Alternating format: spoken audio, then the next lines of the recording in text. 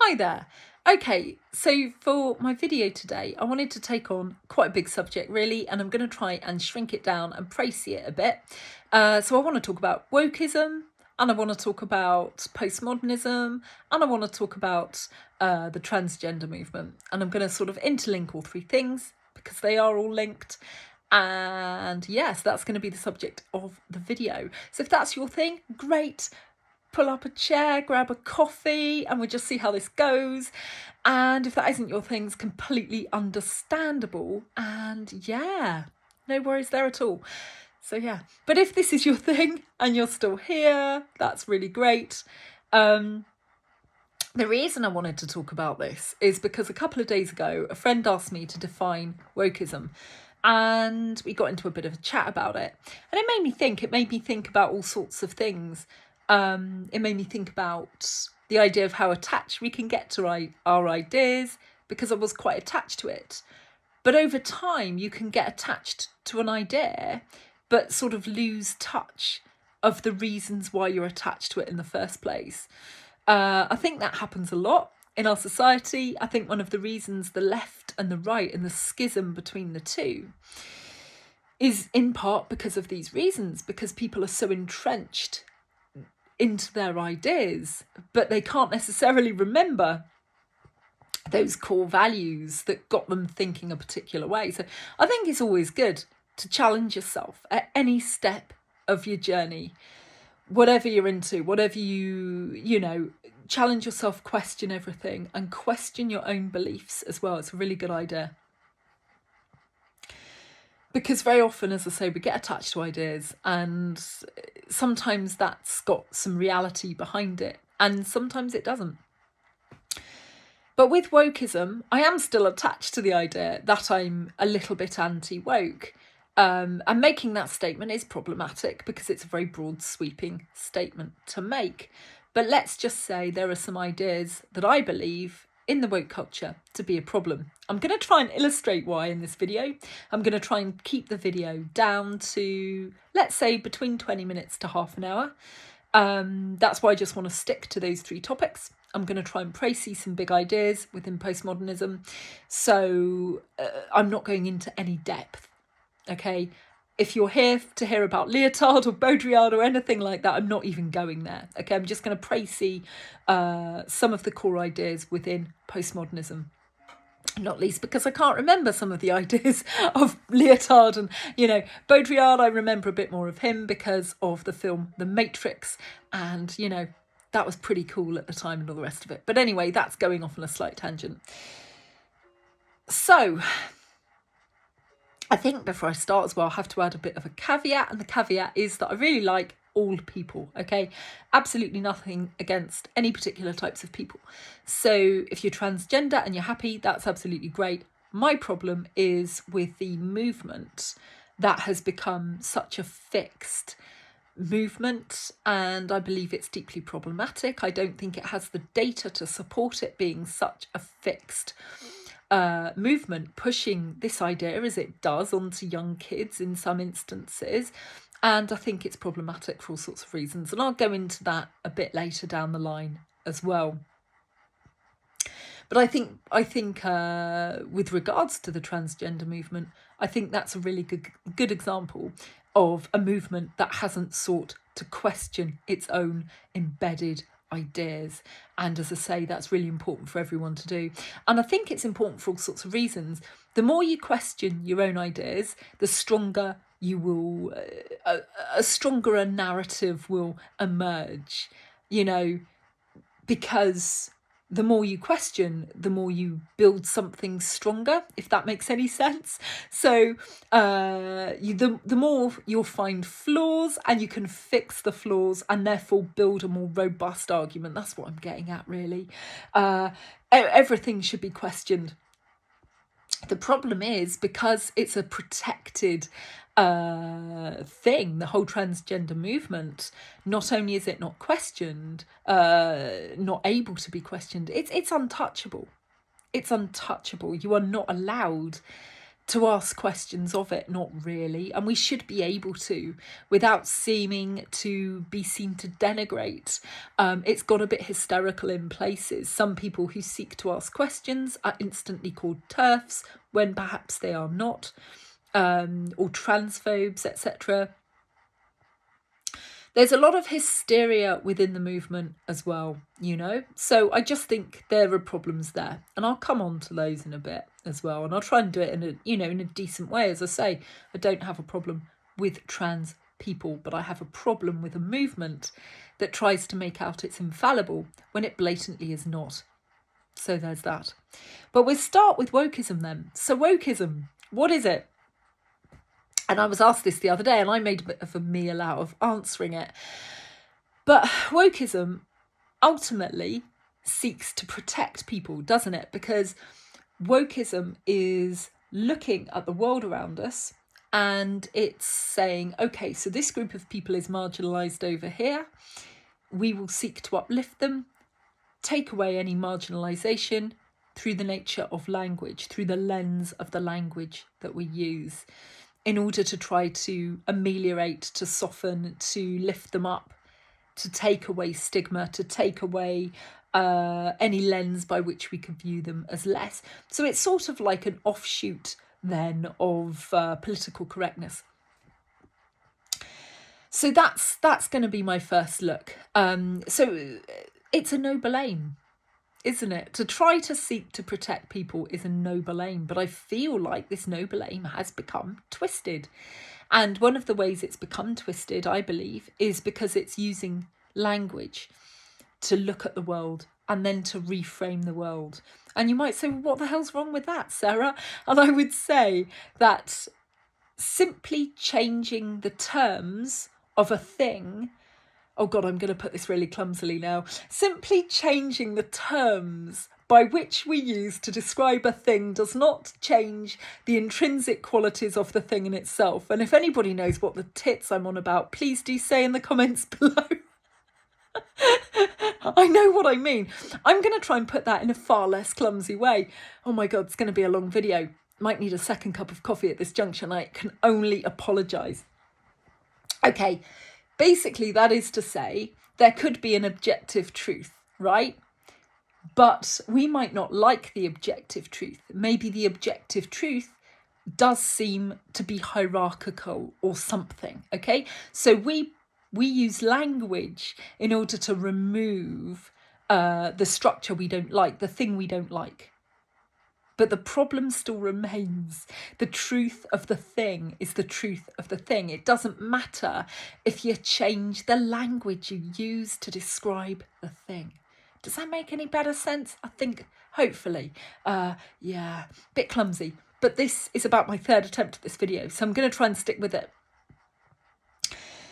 Now, that's my argument. The whole problem that I have with wokeism, with postmodernism, all of it, probably boils down to that there is an objective truth.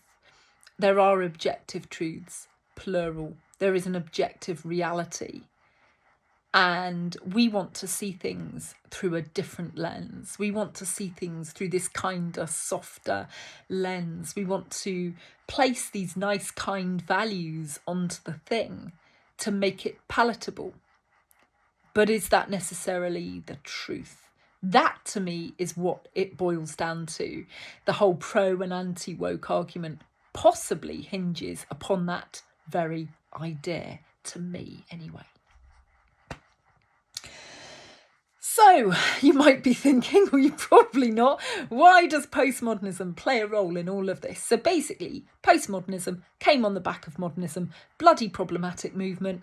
Modernism it was a movement in the arts, and you could see it initially, it was a movement in the arts. You could see it in both visual art and through literature, say.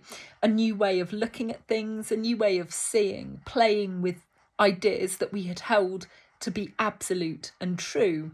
With art, for instance, we had looked at realism as being the thing, You painted something as you saw it, and then modernism comes along and says, we can play with that concept a little bit. We can look at things in more abstract ways. It doesn't have to necessarily represent, the thing that it's copying in such a rigid fashion at all. And with things like literature, we saw things like Virginia Woolf and Stream of Consciousness and things like this, thanks to Sigmund Freud, who looked at the mind and the unconscious mind and suddenly gave it a map. And so I think people seized upon that as well. And so suddenly you saw form played with in literature in that regard as well, sort of highlighting all sorts of conscious or unconscious ideas found in psychoanalysis or, that kind of thing. Psychology. Psychology is the word I was seeking. Postmodernism comes on the back of all that, and it absolutely just, tears it apart. Whatever we thought of as being a bit extreme, postmodernism comes along and really goes to town on it. Again, it's a movement in the arts. Again, it's a movement that starts in the humanities, in the arts departments of universities. And with postmodernism, we see some real dismantling of structures. Now, they call this grand narratives. All the grand narratives that have held up society, all the big stories, science, religion, history, things like this. Postmodernism just goes, nah, they don't really mean anything anymore. Let's get rid of those. And it does so because it reasons, not completely incorrectly in some instances, that we cannot necessarily know an absolute thing. We can have a series of subjective truths that are told to us. They're not necessarily an objective hierarchical structure. And a good example of that could be with history. We've always looked at history as being an absolute, right? You read your history books, you know where you are on a thing. Postmodernism would argue, well, all you know is that some white bloke, privileged white bloke, went out, looked at a series of events and wrote it down in a particular order. It was therefore focalised through the lens, through the eyes of this particular person and his peers, who are telling you about objective reality. But is that necessarily true in all instances? Or are there other instances that are just as true and just as truthful? So that's one thing. Physics would be another example, because we've just had, recent discoveries of subatomic particles, and we thought we knew where we were with physics. We thought atoms were the smallest particle, and we thought everything tied in very neatly, and they could create a story around it that was a rigid structure. Subatomic particles came along, meant, hello, we're here to just disrupt everything you thought you knew.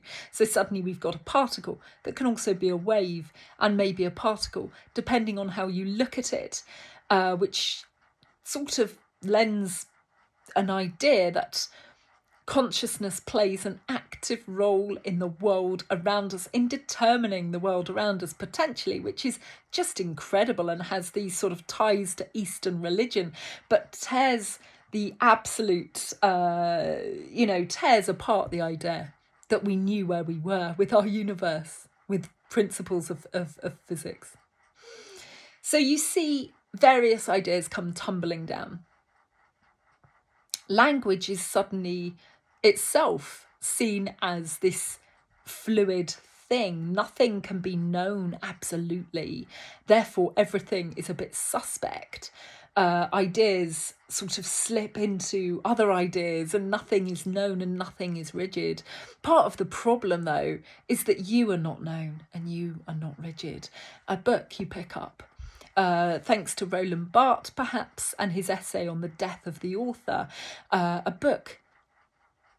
Authorship doesn't matter any longer in the world of postmodernism. You pick up a book and the only meaning that matters is the meaning that you read into it. Text is this fluid thing. The idea of books as holding an intrinsic meaning, well, they don't. The idea of you, the human, holding an intrinsic meaning, you don't either. Therefore, postmodernism is at its core anti-essentialist. It says there is no intrinsic you. You are just text. You are made up of the text around you. You are changeable, fluid. You are not this fixed intrinsic thing. Nothing about the world is fixed or intrinsic. A little bit of a problem, right? In a world that kind of needs a bit of structure in order to function. It wouldn't have been a problem had it not, if it had stayed in the halls of universities, if it had stayed in these places as a lens through which to look at culture, it might not have been such a problem. The problem is it sort of escaped. The problem is that everyone studied it some 20 odd years ago, and the people who studied it went on to work in government, work in media, work in all these areas. So suddenly, things that we thought of as these rigid structures are now being taken apart, and by people who have just studied this set of ideas. They think it's a really good thing, and they're going to project that onto the world around them to some degree. So it's a bit of a problem. And into this world, we go into the transgender movement, because the transgender movement itself was born in university. Now I know of at least one person potentially partly responsible, and that's a lady called Judith Butler, who wrote a book called Gender Trouble some years ago now. And she sought in her book to decouple gender from sex.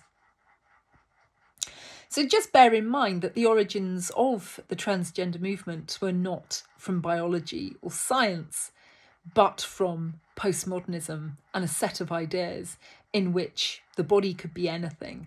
The body holds no intrinsic meaning. The person doesn't have intrinsic meaning anymore.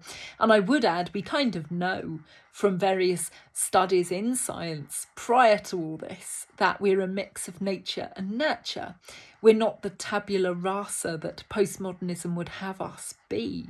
We're not a blank slate upon which the world is written. So, into this world then comes the transgender movement. Into this highly, wouldn't even say sceptical world. It's just a world of thought which does seek to just tear down all meaning and render everything the same. So part of the reason to do this is a form of protection, say, with things like race. So modernism, postmodernism, they come on the back of, the Holocaust in the Second World War. And they took a look at that as well, perhaps, and went, hang on, we don't want to see this repeated ever again. If we take away the idea of difference within humanity on all levels, then no one can be marginalised because everybody is the same. But again, going back to my very, very convoluted description of that, or thoughts on that earlier, is that looking at the thing in itself as it is? Or is that simply reading good wishes and good thoughts upon a thing which may not actually be real? Yeah, I'm putting things in quite a clumsy way tonight. I'll probably post this video and then I might have to remake it, or maybe just abandon it. Maybe, not sure. But yeah, this is my problem. This is my problem with wokeism. Is I think it started out as this well-meaning movement, but then it became something else. And I think the transgender movement is hugely problematic. And I think it can illustrate the points about wokeism really, really well in various different ways. For instance, if you've got a movement and it's a relatively new movement, you should be able to ask questions of it. Whatever questions you ask, as I say, if you've got various new ideas, you talk about the ideas and you're going to find problems within them, right? Because they're kind of new. So they're going to be a bit fragile. They're going to be in their infancy. So you discuss them and you look at them and you measure them, or you And the more you do this, the more you discover solutions to the problems and the more robust an idea becomes. I don't think that's happened in the transgender movement, not really. We've just gone, okay, look, people can be trans and let's start transitioning people and let's do it when they're young. Now, the idea that you have to do it when they're kids, there's a thing whereby a lot of parents are told, if teachers think their kids are trans, they'll say to them, your kids might want to unalive themselves if you don't get them on a pathway to transition. Allegedly, there's spurious data to back that up. I can't back up whether there is or not. I just heard that there was from a guy who detransitioned, and his name is Richie Heron. Now, I would argue his video is worth a watch to anyone. He clearly shouldn't have gone down that pathway. The people around him clearly shouldn't have helped him get there, I believe. They clearly did it in a well-meaning way. But now he's detransitioned as much as he can. But you can't grow back various bodily organs. Let's just say bodily parts, body parts. You can't do it. And there are a number of people detransitioning at the moment, which shows there might be problems within the movement itself and that it isn't such a robust movement.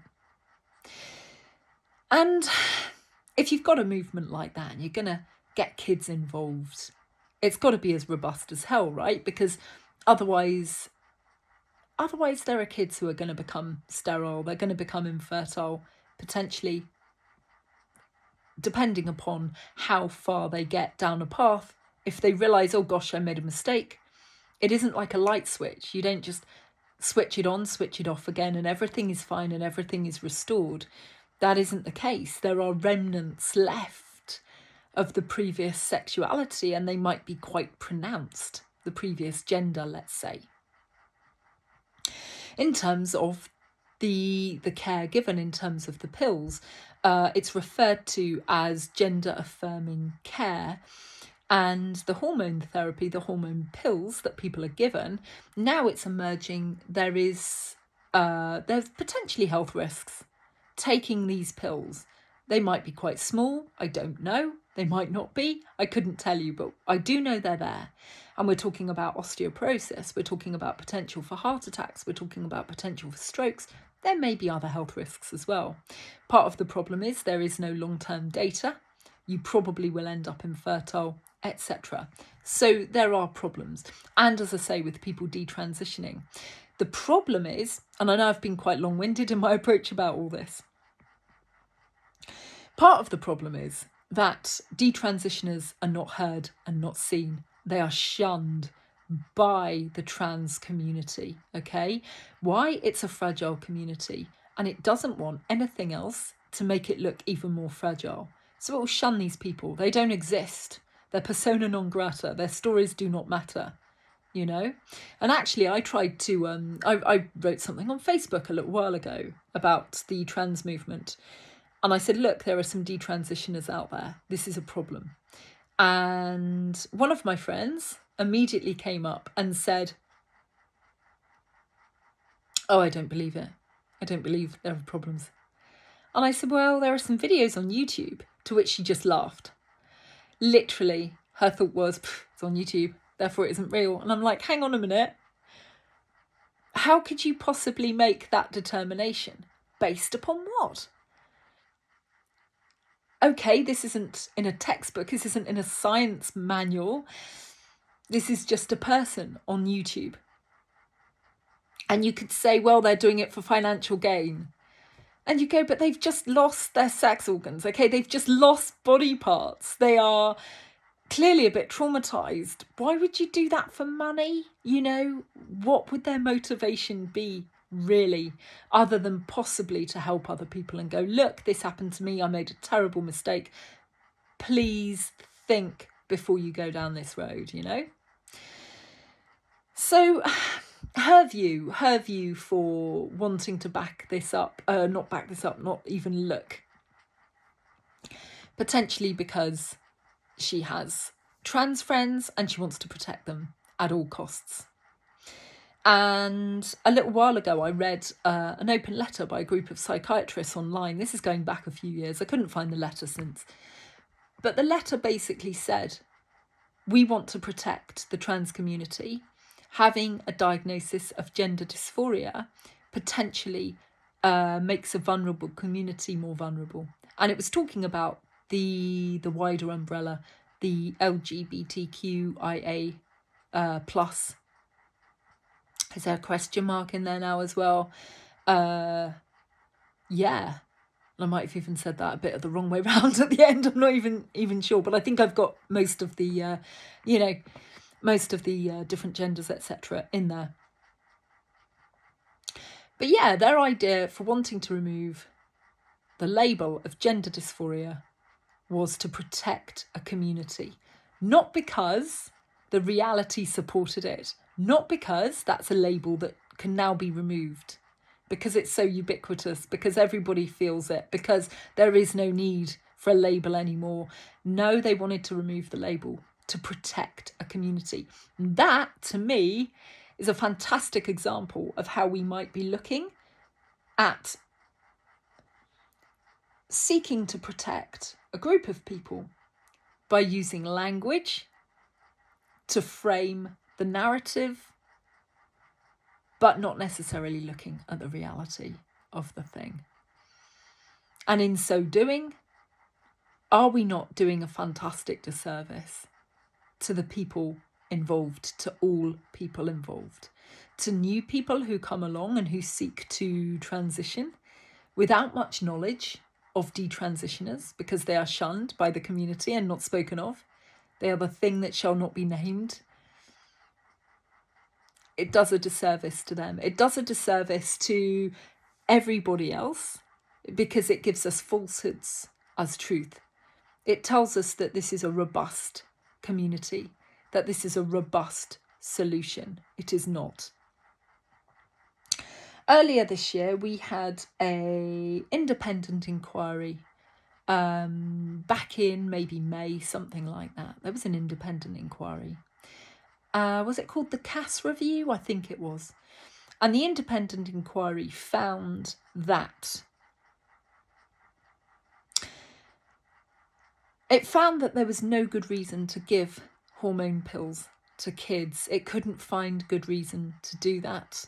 It couldn't find enough robust evidence to support doing that. So its recommendation was to just stop, which was taken into consideration, I believe. And I thought, oh, good, that's a bit of common sense, right? We don't want to just be giving hormone pills to our kids because of all the reasons I've said. We don't want to render people infertile, to chop off bits of their body if they go down that route, to give them pills which might make them quite poorly. You know, if there's a chance they can get through it.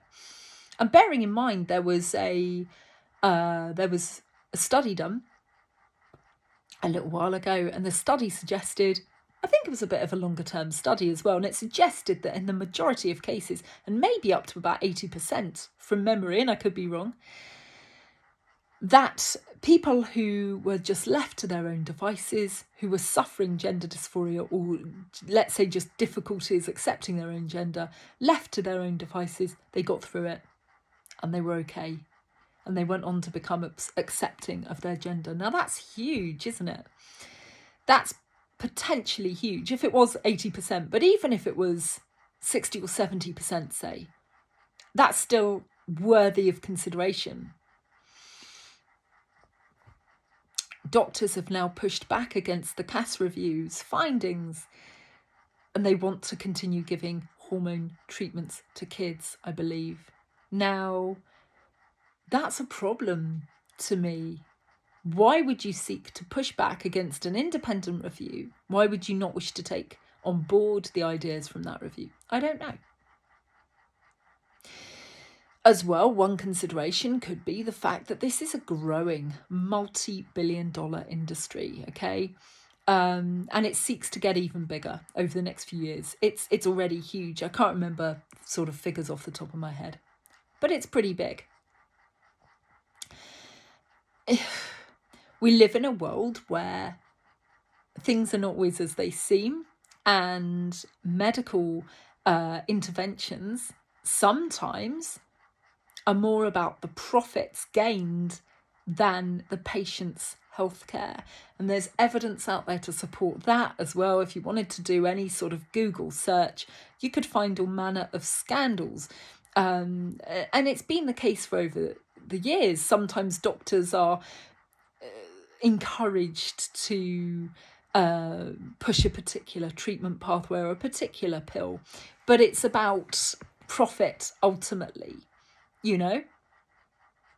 And that has happened, that can happen in some instances. And I'm not saying in every instance, but if you've got an area which is very, very profitable, and you've got evidence to perhaps support not pushing this particularly out onto great swathes of the population, is there a potential conflict of interest there? And I would say, well, yes, there is. And I'm not saying that's necessarily the determining factor here at all. I think there's all sorts of things going on here. So one is seeking to protect groups of people at all costs, trying to remove gender dysphoria labels, or just seeking to protect a group of people, very vulnerable group of people. So how might you do that as well? Well, if you push this out onto the general populace and make it this thing that anyone can change gender, it can happen to anyone, you know, then you protect the LGBTQIA, etc. community, no problem, because then it becomes this ubiquitous thing, then it's everywhere.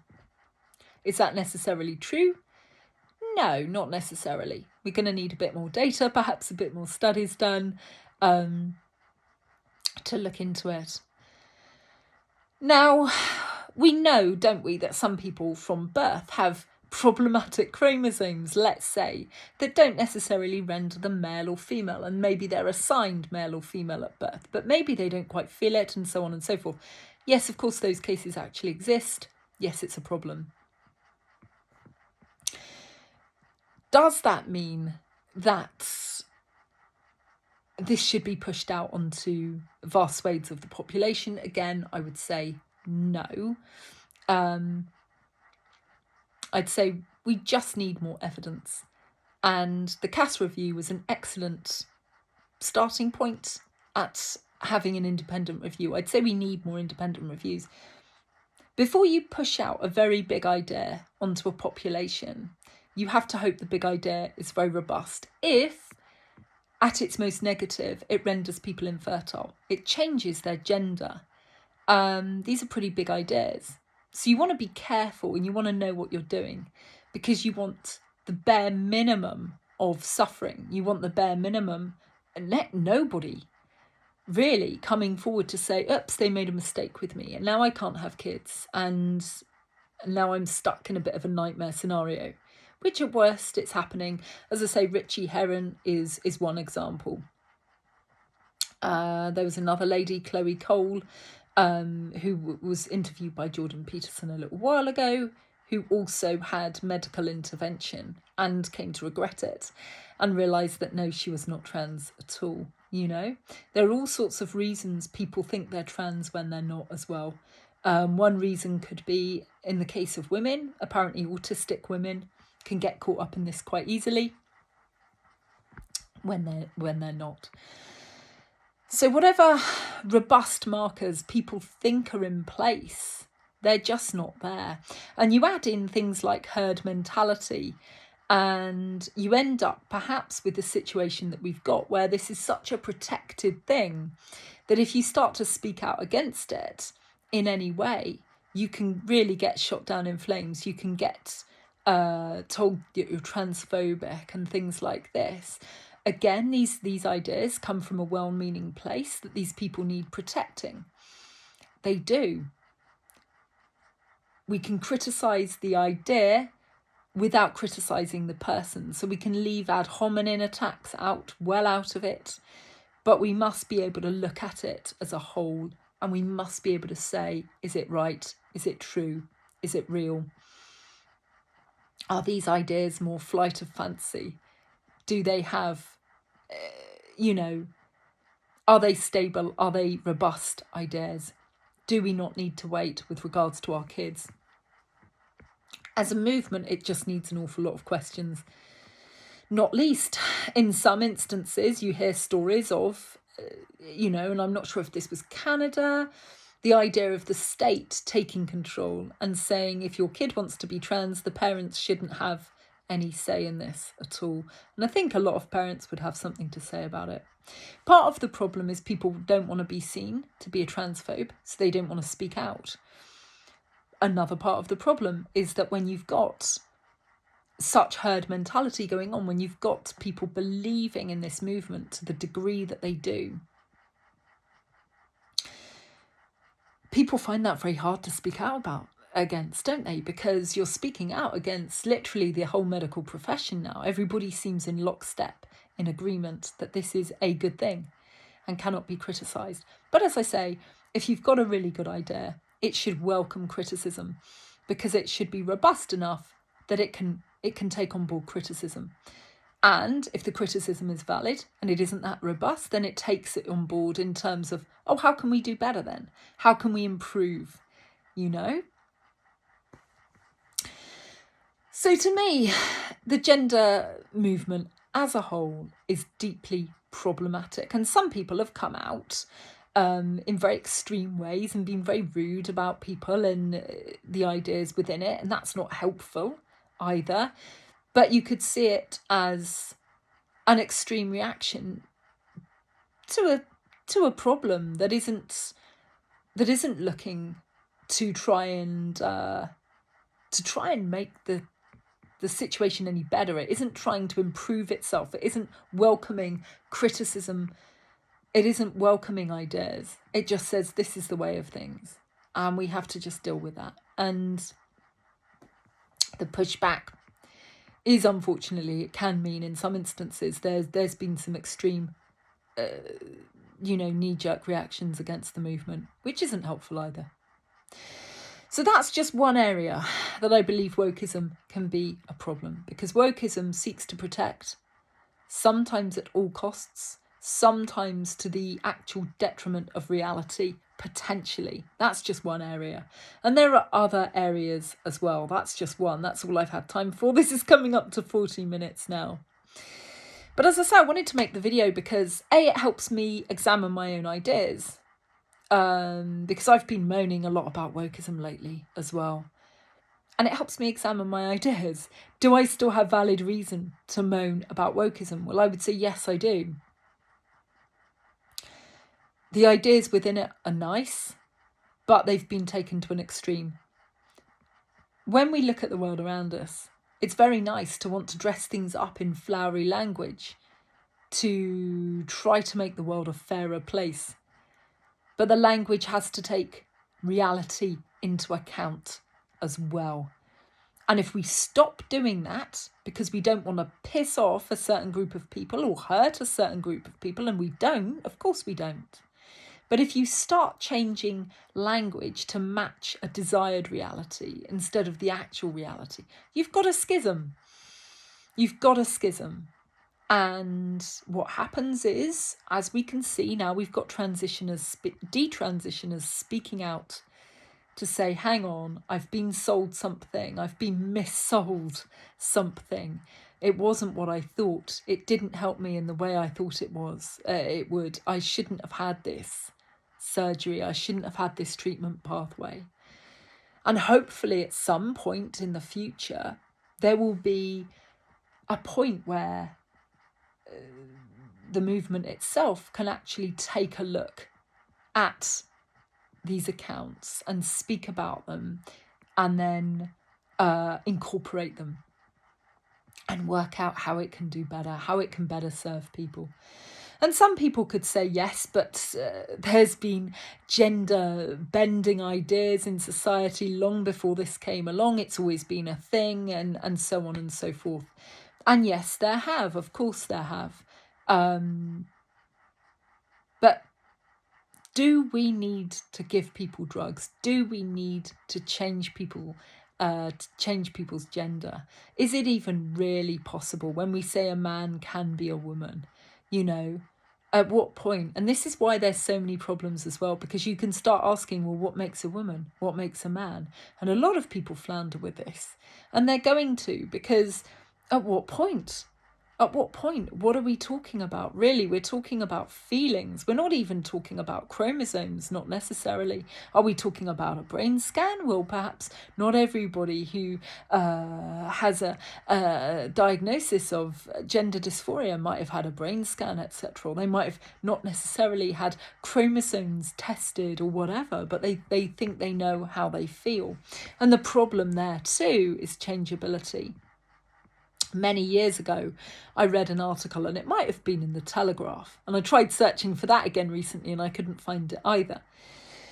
But that article was one before this movement took off to the extent it has, and it was one where a kid was begging their mum. He was a boy, and he was begging his mum. He felt like he wanted to be a girl, and his mum was putting it off at the time, putting off trying to deal with it, hoping he would just come through it. And he ended up saying that he wanted to unalive himself. He was very, very desperate indeed. Now, again, this is before there was any sort of treatment pathway that was really accepted or anything, and so on. So she started giving him her hormone treatment, her HRT, estrogen, to see how he got on with it. And after a few months, he suddenly realised that isn't what I wanted. That isn't what, I am not a girl. This wasn't right for me. This wasn't what I should have done. And he'd been absolutely beside himself with grief, with suffering, and God knows. Now, if he can come through it and come out the other side and go, God, I've made a mistake. It's a terrible mistake. How many pills had he had at that point? How changed was he? As I say, there's going to be permanent markers in some instances. We've got to be so careful. This is the next generation. And as a woman, I would just say that, I haven't had kids, but I would just say I wouldn't wish that upon another person, to take away their right to have kids, to take away the ability to have kids. Because this is the thing, if you turn a man into a woman and vice versa, it isn't the same thing. If they're going to have hormones for some time, if they're going to have surgeries, you're talking complete infertility here. Yes, they can adopt. No, it's not necessarily the same thing as being able to give birth, as carrying a child in your own body, etc. We're denying those kids the right to this fundamental part of being human. And we're doing it in the name of care because we think this will help them and this is the answer. But as long as there's doubt, if there's any doubt that we're doing the right thing, we must have some big conversations and be able to talk about it on a really big scale and be able to re-examine everything, put everything out there on the table. And yes, if it does help people and they do feel like they've transitioned and they're happy, that's brilliant for them. I don't want that right to be taken away either. And part of the problem, part of the reason they don't want to have these conversations is because it is such a fragile thing. It's so fragile. It's predicated upon emotions and feelings, not biology, not evolutionary science. It's based upon feelings. And it's scary to them as a community. It's scary to people to have people come along and question this because it threatens their community inadvertently. That isn't the aim as such. The aim is to go, we don't want people to get swept up in this and have their lives ruined. as a result of being wrong. Not least because these are kids, right? As a kid, you're growing and you're learning, and your neural pathways are still forming, and you're trying to work out and learn the world around you. And you still need that guidance from your parents, from your teachers, from your peers. You need to know that you're getting the best possible guidance. You're not necessarily capable of making a decision about your gender which would last for the rest of your life. You might feel very, very strongly like you are. But who's to say you'll still feel the same in another 6 months when your hormones are in flux, when your brain is still growing? You're still becoming the person that you are. And we are trying to put you into this category, this new different category, based upon feeling really raw, really difficult, really having a tough time, when you're not even fixed in that first category that you're in anyway, with regards to just being a human being, just growing through adolescence, through this period of great flux, great change in your body. So this has been a longer video than I anticipated. It is to say that that's just one example of where wokeism and postmodernism can be deeply problematic, because I believe we're not looking at the world as it is through these lenses. We're looking at the world as we want it to be, or as we hope it is. We're putting these labels and categories upon things, and it's almost like a wish. It isn't necessarily true in some instances. And then we're trying to batten down the hatches, and we're trying to further solidify these points, and we're trying to protect. But are we actually protecting the truth, or are we just protecting a set of very fragile ideas? And are we able to have these conversations, and should we be? And I would argue very, very strongly that we need to start having these big conversations across all echelons of society. We need to be doing this rather than just standing up and trying to look woke because we want to be seen to be nice. You know, the people doing this, they're not doing it because they're evil. They're doing it because they're kind. But they're not necessarily being honest, and they're not necessarily being truthful. So we need people to come out. We need more people to speak out. And the people, of course, who spoke out in the early days, some of them were denigrated and cancelled. You could argue in some regards, some of the things that were said were quite rude, perhaps. Maybe when you think back to some of the things J.K. Rowling has said, she's very blunt and perhaps quite rude. And maybe what she says doesn't always take into account people's feelings. Germaine Greer too, I believe, spoke out against it. And who knows, I can't remember the context in which she did either. Would they have been so angry against the movement had the movement not allowed for a bit more discourse back and forth and a bit of criticism, again, against the movement itself rather than the people in it, etc.? I don't know.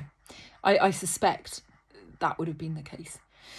So suffice it to say then, another long video. We just need to have big conversations, and we need to be able to do that. And we're not in that place yet. We're still very much in the place of ideas frantically being protected by people who want to be seen to be nice. In some cases, you call it virtual signalling. People want to be seen to be doing the right thing, and especially politicians. When politicians get involved, you know you're onto a losing battle in some cases, because they're so keen to be seen to doing the right thing that, you know, it's all about how they look, and it becomes about PR rather than dealing with truth. We're a long way, I believe, from the truth in various different ways, and that's just one example. And to me, it's a tragedy. It's a tragedy in the making, because I think there's going to be so many more people speaking out, so many more young people potentially, and especially if the Cass review gets overturned. At the moment, that's protecting people in the UK from having from having hormone treatment, at least until, what, maybe they're 16 or 18, perhaps 16, I don't know. But at least it buys them a couple more years. I just feel terribly sad for anybody who is transitioning, who has transitioned as much as they can, who realises that it wasn't for them, because their world will not be the same again. You know, it isn't to say they can't go on to lead a fulfilling life in many ways. Of course they can. But it is to say there's going to be a grieving process in some regards. There's going to be a grieving process. Richie Herron says he still dreams that he has intact organs because he transitioned to become a girl and then back again to being a boy. And he looks down, and of course, when he wakes from his dream, and, you know, Jung saw dreams as a sort of compensatory element of the psyche. You know, they can compensate for what you don't have in real life, for what's not happening in real life. And it can be a way of processing emotions and things as well. And I think he's still processing very much. You know, Richie is a fantastic young man. And if you haven't seen his testimony, I'd recommend it because his articulation is so great. I definitely recommend that. So yeah, as I say, if you've transitioned and you're happy, that's absolutely brilliant. But if you have transitioned and you're not, that's a hell of a shock. It's a hell of a shock. And I would argue that we need far more conversations in our society before we start seeking to change things to the extent that we have. And I don't think you can necessarily put the genie completely back in the bottle, but we need to try and ensure there are more robust measures in place. And we need to be able to speak about the truth, not just in fanciful notions. It needs to be truthful. In kind ways, you can still be kind. But that's my main thoughts on this for the time being. So if you've watched the video and if you're still here, then thank you for watching. And if you've got any thoughts, please do leave them below. And yeah, I hope it's not been offensive to anybody. These are just some of my thoughts. And other elements that wokeism has touched upon as well have been also problematic. But I don't have time for any of that here. I'm not going to go into any of that. But I believe that that's the crux of it. That's the crux of it. That we're seeing the thing as we want to see it. We're dressing things up in a particular way, using language in order to do it. And we're not necessarily looking at the truth at all, or taking it into account at all. And you're going to have various schisms in society and various problems by not looking at the truth. You can't change what you don't look at. You have to drag all issues out into the light of day to be able to talk about them before you can change them. So I hope this video finds you well. I hope it has rattled on quite a long time, so I can only apologise. But if you're still here, as I say, thanks for watching. Take care and good night.